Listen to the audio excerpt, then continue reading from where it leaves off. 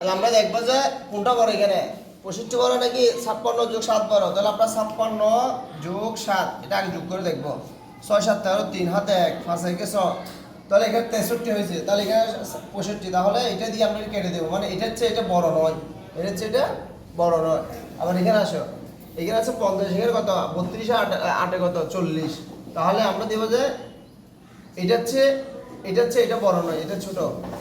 তাহলে এই চিহ্নটা দিতে হবে। আবার 5 15 75, এখানে আছে 85। তাহলে আমরা এই চিহ্নটা দিব, মানে এটা হচ্ছে এটা বড় নয়। এখানে 2 দিয়ে আমরা 94 কে ভাগ করবো। 4 দুগুণ 8, 9 থেকে 8 গেলে 1, 4 7 দুগুণ 14। তাহলে কত হয়েছে 47, 47 দুগুণ কত 94। তাহলে এটা 47, তাহলে এই এম করে দেবো, মানে এটা হচ্ছে এটা বড় নয়। এভাবে করে আমি চিহ্নগুলো বসাবো, ঠিক আছে।